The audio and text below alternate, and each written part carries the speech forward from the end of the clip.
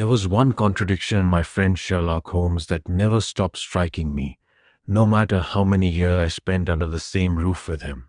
In the workings of his mind, he was the tidiest, most methodical man I ever knew. And yet, in every physical habit, he was one of the most disorderly. I say this as someone who has no great claim to conventional neatness myself. My years in Afghanistan, on top of a naturally loose and unstructured disposition, had left me considerably more relaxed about such things than most medical men. But even I had my limits, and Holmes tested them regularly. This was a man who kept his cigars in the coal scuttle, his tobacco stuffed into the toe of an old Persian slipper, and his unanswered correspondence pinned to the very center of our wooden mantelpiece with a jackknife. I also held the firm opinion that pistol practice belonged strictly outdoors, and yet there were evenings when Holmes, in one of his restless moods, would settle into an armchair with his revolver and 100 rounds of ammunition and decorate our opposite wall with a patriotic VR worked out entirely in bullet holes. Neither the air in our rooms nor their appearance benefited from the exercise. Our chambers were, as a permanent condition, full of chemicals and criminal souvenirs that had a habit of wandering into unlikely places, turning up in the butter dish or somewhere considerably less appetizing. But it was his papers that truly tested my patience. He had a genuine horror of destroying any document connected to a past case, and yet he could only be persuaded, once every year or two, to actually sort and organize them. The periods of explosive, focused energy that produced the remarkable feats his name became known for were reliably followed by long stretches of complete lethargy, during which he would do little but lie about with his violin and his books, barely stirring from the sofa to the table. Month after month, the papers accumulated until every corner of our sitting room held stacks of manuscript that could not be burned and could not be tidied by anyone but their owner. One winter evening, sitting together by the fire, I finally suggested that since he had finished pasting his latest clippings into his commonplace book, he might spend the next hour or two making our rooms marginally more habitable. He could not really argue with the fairness of the request, and with a rather rueful expression, he disappeared into his bedroom and returned dragging a large tin dispatch box behind him. He set it in the middle of the floor, settled onto a low stool in front of it, and threw back the lid. I could see it was already a third full of paper bundles, each tied with red tape into separate packets. "There are cases enough in here, Watson," he said, looking up at me with something mischievous in his eyes. "If you knew everything this box contained, I suspect you'd be asking me to pull records out rather than encouraging me to add more." "These are records of your early work?" I asked. I had, in truth, often wished for exactly this, some account of the cases that predated my acquaintance with him. "Yes, my boy," he said. "All of it done before my biographer arrived to make something of me." He lifted bundle after bundle with an almost tender care. "Not all successes in here, Watson, but some pretty little problems all the same. Here's the Tarleton murders, the Vanbury wine merchant affair, the old Russian woman, the singular business of the aluminum crutch, a full account of Ricoletti of the clubfoot, and his thoroughly unpleasant wife. And here, now this one is genuinely something." He reached down to the very bottom of the chest and drew up a small wooden box with a sliding lid, the sort children keep their toys in. From inside it, he produced a crumpled scrap of paper, an old brass key, a wooden peg with length of string tied to it, and 3 corroded discs of metal. "Well, my boy," he said, smiling at whatever expression had crossed my face, "what do you make of that little collection?" I said it was certainly a curious assortment. "Very curious," he agreed, "and the story attached to it is a good deal more curious still." "These have a history, then?" I asked. "So much of one," he said, "that they practically are history." I asked what he meant by that. He picked the objects up one at a time and laid them along the edge of the table, then settled back into his chair and regarded them with real satisfaction. These, he said, are everything I have left to remind me of the Musgrave ritual. I had heard him refer to that case by name more than once over the years, though I had never once gotten the actual details from him. I told him I would be glad to hear the full account. And leave this mess exactly as it is, he said, with obvious amusement. Your tidiness apparently has its limits too, Watson, but I would genuinely be pleased to have this one added to your published records, because there are elements to it that make it quite unlike anything else in the criminal history of this country, or, I suspect, any other. You may remember, he began, that I once told you how the affair of the Gloria Scott and my conversation with that unfortunate man whose fate I described to you first turned my attention toward the profession that became my life's work. You know me now as a man whose name carries some weight, someone the official force and the public alike treat as a final court of appeal in difficult cases. But even when you first knew me, back at the time of the business you wrote up as A Study in Scarlet, I had already built a fairly considerable, if not especially profitable, practice. What you can hardly appreciate is how difficult those first years were, and how long I had to wait before I made any real headway at all.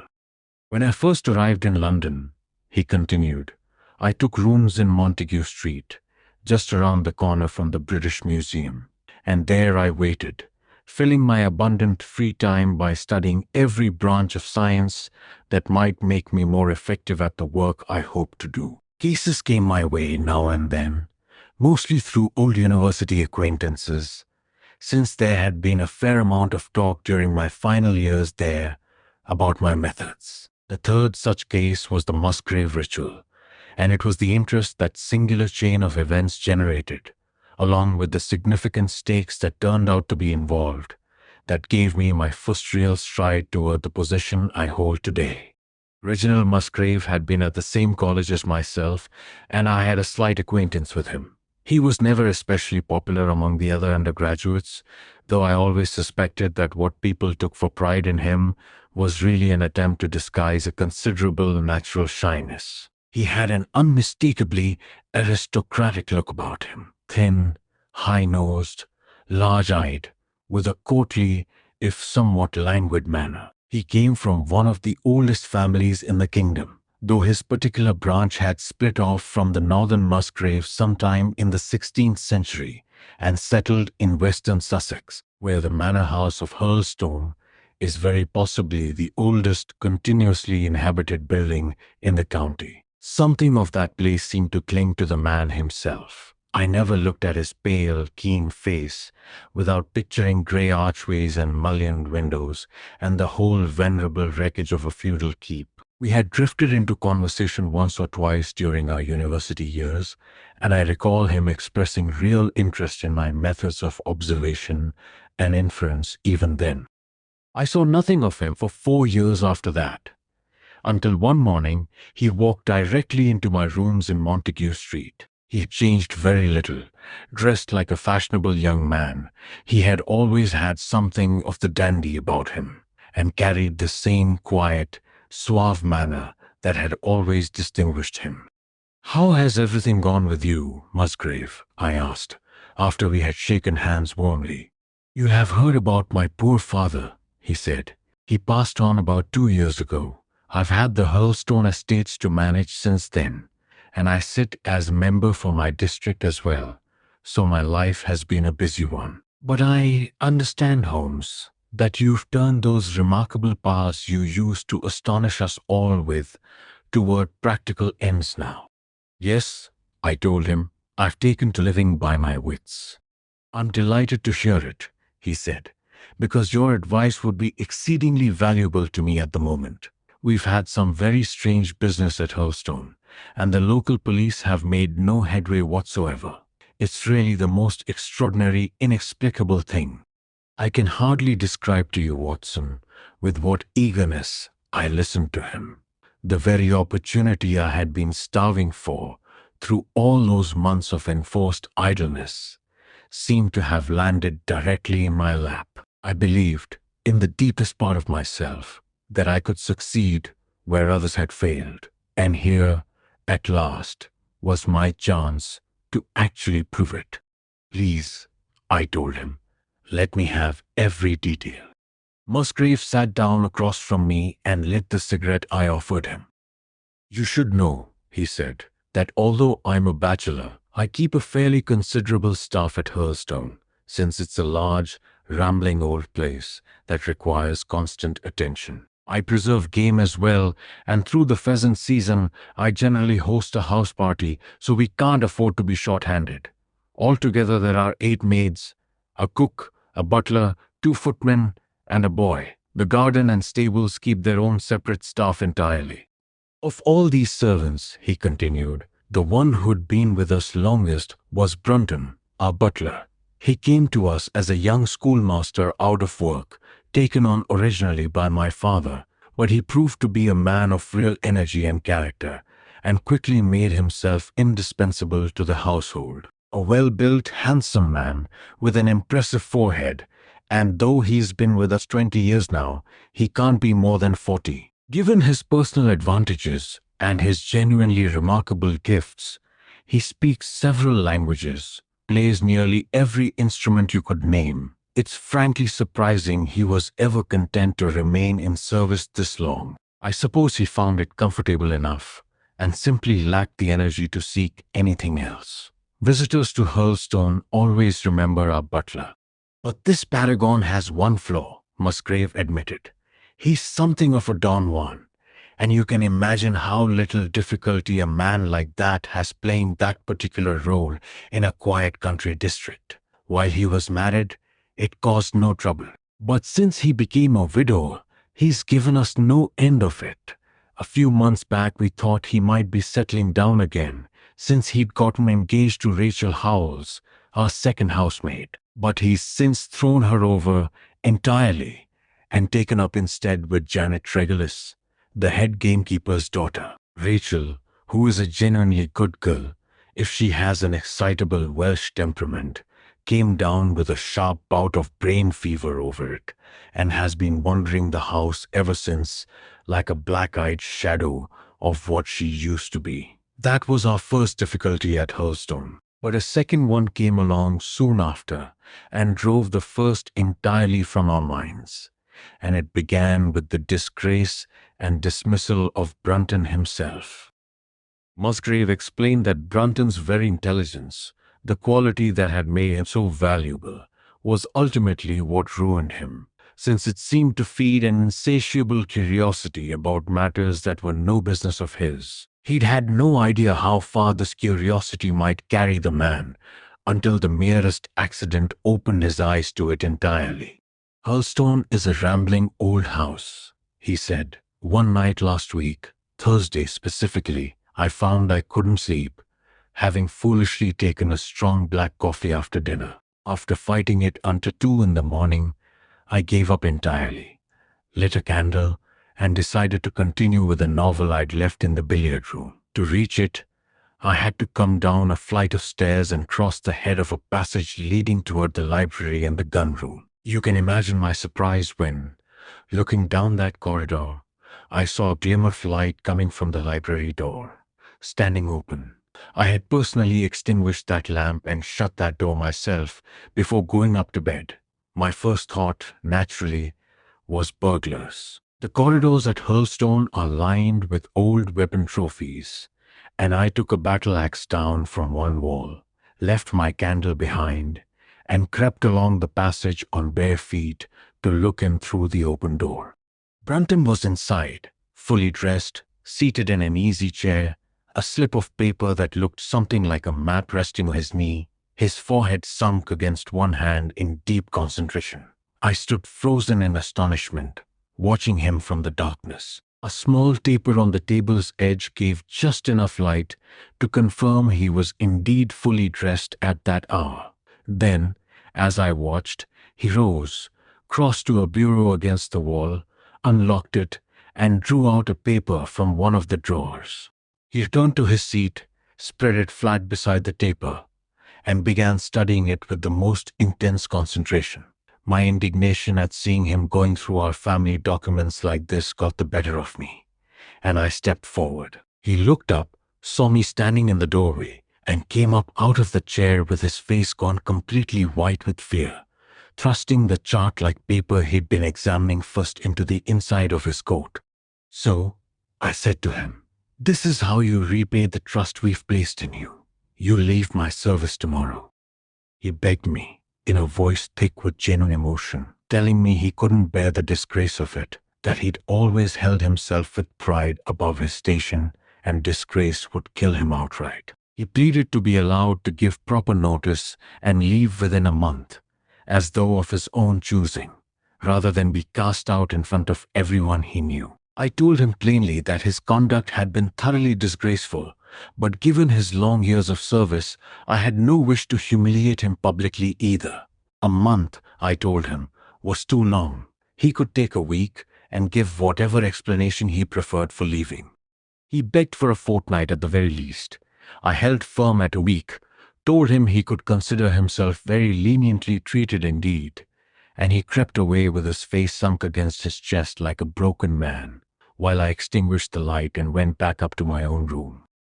For 2 days after that, Brunton was the very picture of diligence, attending to every duty with what seemed like genuine care. I made no reference to what had passed between us, and watched with some curiosity to see how he intended to carry himself through his disgrace. On the third morning, though, he failed to appear after breakfast as he always did, to receive his instructions for the day. As I left the dining room, I happened to pass Rachel Howells, the maid. I've told you she'd only recently recovered from her illness, and she looked so wretchedly pale and drawn that I stopped to tell her she had no business being up and working. She looked at me then with such a strange expression that I genuinely wondered whether her mind had been affected by everything. "I'm strong enough, Mr. Musgrave," she told me. "We'll see what the doctor says about that," I answered. "You're to stop work at once, and when you go downstairs, tell Brunton I want to see him." "The butler's gone," she said.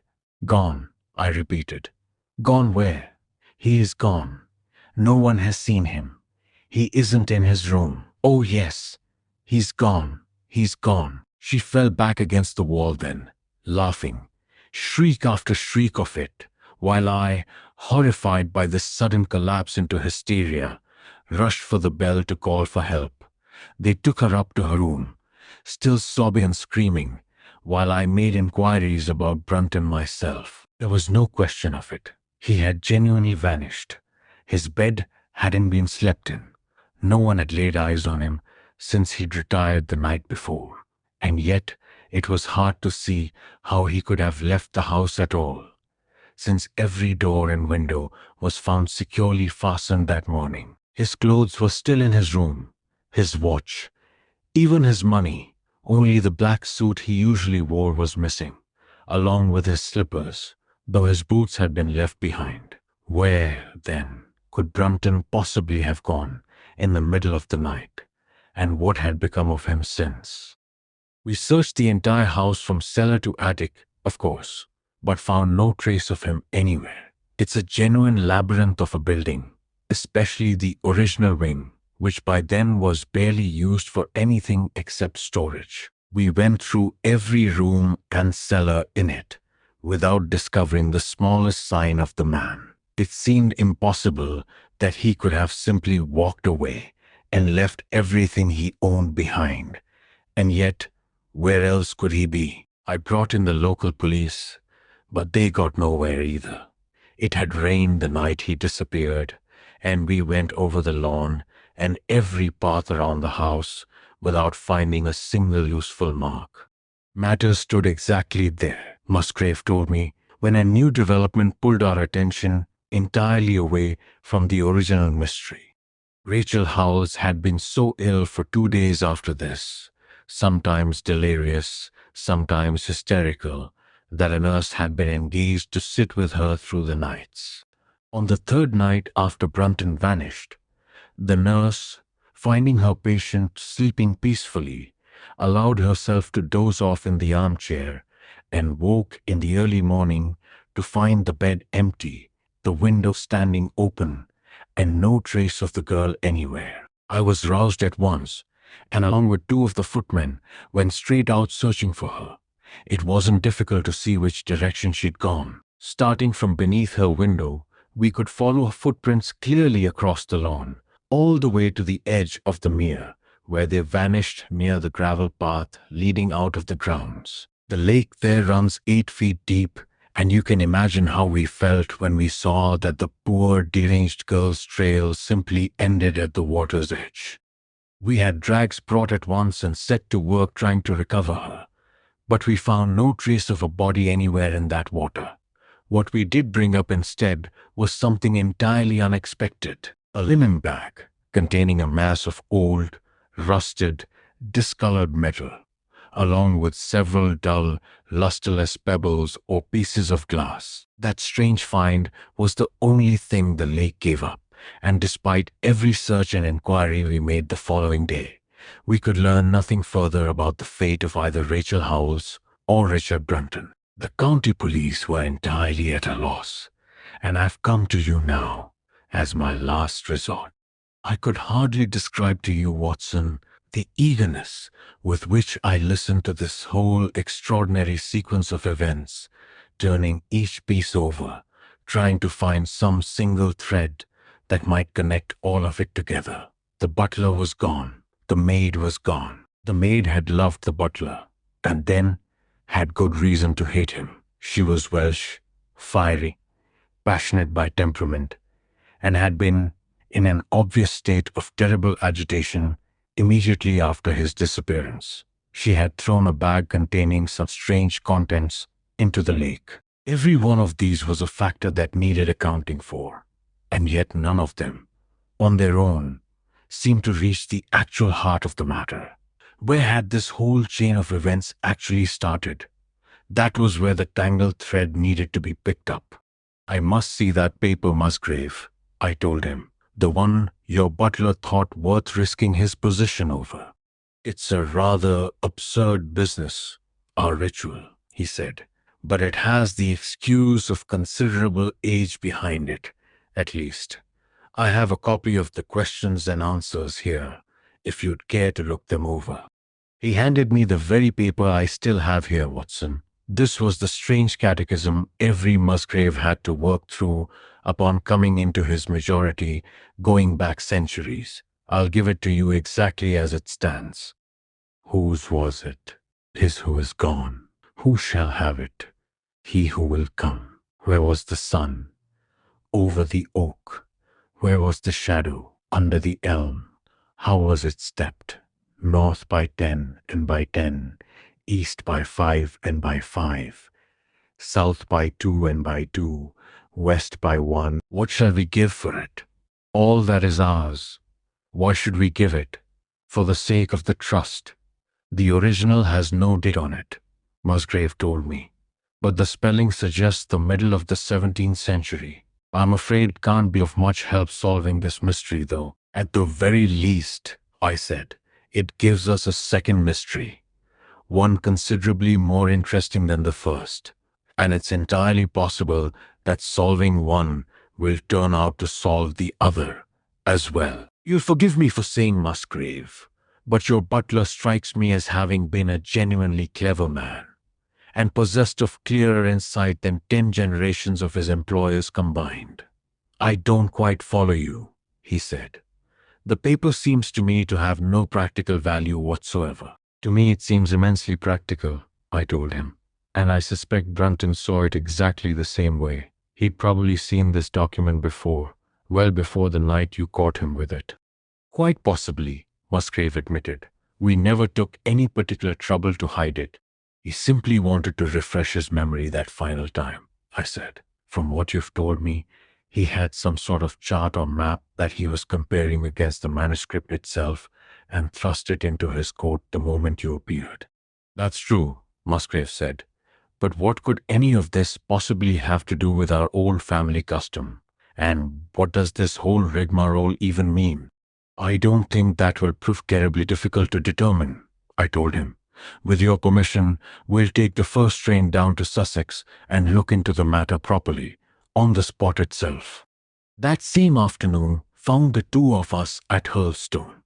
You've likely seen pictures of the old building yourself, so I'll simply say it's constructed in the shape of an L, the longer arm being the more modern section, and the shorter arm the original ancient core from which everything else developed. Above the low, heavily beamed door, at the center of the old section, the date 1607 is carved into the stone, though the experts agree the timber and stonework beneath it are considerably older still. The extraordinarily thick walls and small windows of that original portion had driven the family, a century before, to build the newer wing, leaving the old section to serve mostly as storage and cellar space when it was used at all. A fine old park surrounds the house, and the lake, Musgrave had mentioned, lay near the main avenue, perhaps 200 yards from the building itself.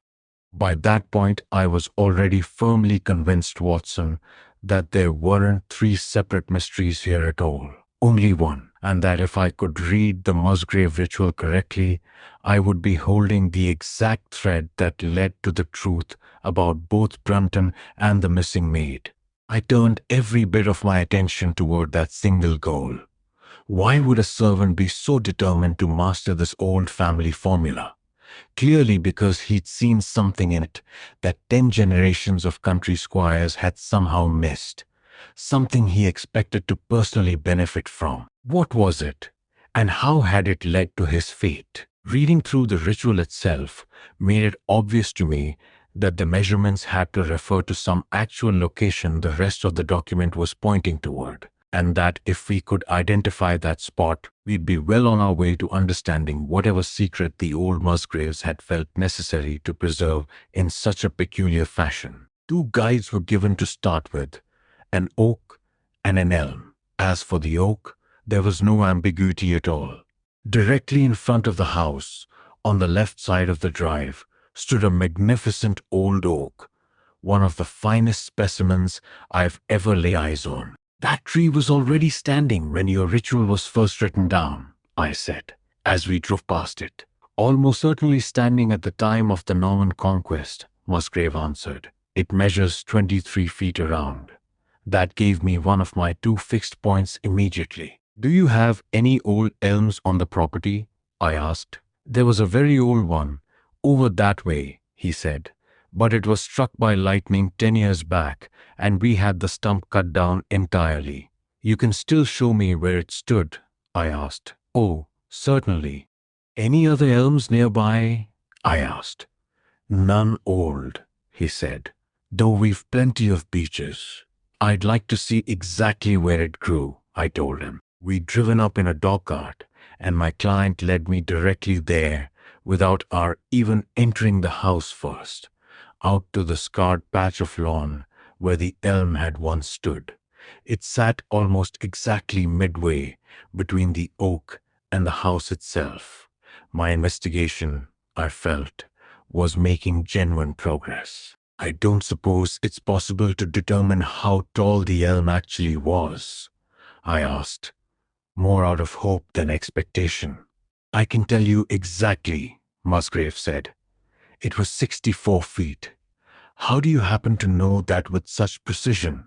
I asked, genuinely surprised. When my old tutor used to set me trigonometry exercises, he said, they always took the form of measuring heights. As a boy, I worked out the height of every tree and building on the entire estate. This was an entirely unexpected stroke of luck, Watson. My evidence was accumulating faster than I could have reasonably hoped for. Tell me, I asked him, did your butler ever ask you a similar question about the elm's height? Musgrave looked at me in genuine astonishment. Now that you mention it, he said, Brunton did ask me about that very tree's height some months back, in connection with some small wager he'd had with the groom. This was excellent news, Watson, because it told me I was following the right path entirely. I looked up at the sun. It sat low in the sky, and I calculated that within the hour it would rest just above the topmost branches of the old oak. One condition of the ritual would then be satisfied, and the shadow of the elm, I reasoned, must mean the far end of that shadow. Otherwise, the ritual would simply have named the trunk itself as the marker. I need to find where the far tip of that shadow would fall once the sun cleared the oak. You must have found that difficult, I said, given the elm was no longer standing. Well, at least I knew that if Brunton could work it out, so could I. Besides, there was no real difficulty involved. I went with Musgrave to his study and whittled myself this very peg, tied this length of string to it with a knot at every yard. Then I took 2 pieces of a fishing rod that together measured exactly 6 feet and went back with my client to the spot where the elm had once stood. The sun was just grazing the top of the oak. I set the rod upright, marked the direction of its shadow, and measured it. 9 feet in length. The calculation from there was simple enough. If a rod 6 feet tall threw a shadow 9 feet long, a tree 64 feet tall would throw a shadow of 96 feet, and the line of one shadow would naturally run parallel to the other. I measured out the distance, which brought me almost to the very wall of the house, and drove a peg into the ground at that spot. You can imagine my satisfaction, Watson, when I saw, no more than 2 inches from my own peg, a small conical depression already pressed into the earth. I knew immediately it was the mark Brunton himself had made taking these same measurements, and that I was still squarely on his trail. From that starting point, I paced onward, having first taken my bearings with a pocket compass. 10 steps with each foot carried me along parallel to the house wall, and I marked that spot with a second peg. Then I carefully counted off 5 paces east and 2 south, which brought me directly to the threshold of the old door. 2 steps west after that meant walking 2 paces down the stone-flagged passage beyond it, and this, according to the ritual, was the place itself. I have rarely felt a colder chill of disappointment in my life, Watson. For a moment, I genuinely believed there had to be some fundamental error in my calculations somewhere. The setting sun fell full across the passage floor, and I could see plainly that the old, worn grey stones paving it were cemented firmly together, clearly undisturbed for a very long time. Brunton had done no digging here. I tapped across the entire floor, but it rang the same everywhere, with no sign of any crack or seam. Fortunately, Musgrave, who had by then begun to grasp what I was actually doing and was as caught up in the excitement as I was myself, pulled out his copy of the ritual to double-check my calculation against it. "And under," he cried suddenly. "You've left out the and under." I had assumed, up to that point, that the phrase meant we were meant to dig at that exact spot, but I realized at once I'd been mistaken. "There's a cellar beneath this, then," I said. "Yes," he told me, "and just as old as the house itself. Down this way, through this door." We descended a winding stone staircase, and my companion struck a match and lit a large lantern sitting on a barrel in the corner. It was immediately obvious we had finally reached the true location, and that we were not the first people to have visited that particular spot recently. The cellar had clearly been used for storing firewood, but the billets, which had once been scattered loosely across the floor, were now piled neatly against the walls, leaving a clear space in the middle. In that open space lay a large, heavy flagstone, a rusted iron ring set into its center, with a thick shepherd's check muffler still tied through it. "By Jove," my client exclaimed, "that's Brunton's muffler. I've seen it on him 100 times. I'd swear to it anywhere. What in the world has the fellow been doing down here?" At my suggestion, we sent for a couple of the county police to be present, and I tried first to raise the stone myself, pulling on the muffler. I could only shift it slightly on my own, and it took the added strength of one of the constables before we finally managed to drag it aside. A black hole gaped open beneath it, and we all peered down into it, while Musgrave knelt at the edge and lowered the lantern. A small chamber, roughly 7 feet deep and 4 feet square, opened up beneath us. Against one wall stood a squat, brass-bound wooden box, its hinged lid thrown back, an old-fashioned key still projecting from the lock. It was thick with dust on the outside, and damp and worms had eaten through enough of the wood that a crop of pale fungus had taken root inside it. A scattering of metal discs, old coins by the look of them, lay across the bottom, but the box held nothing else. None of us gave that chest a second thought, though, because our attention had already fixed on what crouched beside it. The figure of a man, dressed entirely in black, squatting down on his haunches, his forehead pressed against the edge of the box, both arms flung out on either side of it. The posture had driven all the blood to his face, leaving it so darkened and distorted that no one could have recognized him by feature alone. But his height, his clothing, and his hair were more than enough for my client to confirm, once we had drawn the body up, that it was indeed his missing butler. He had been dead for some days, though there was no wound or bruise anywhere on him to explain how he had met his end. Once his body had been carried up out of the cellar, we found ourselves facing a problem nearly as difficult as the one we'd started with. You know my methods in cases like this, Watson. I put myself directly into the man's position, and having first gauged the quality of his intelligence, tried to imagine exactly how I myself would have proceeded under identical circumstances. In this instance, the task was simplified somewhat, since Brunton's intelligence was genuinely first-rate, which meant I didn't need to make allowances for any personal deficiency in reasoning on his part.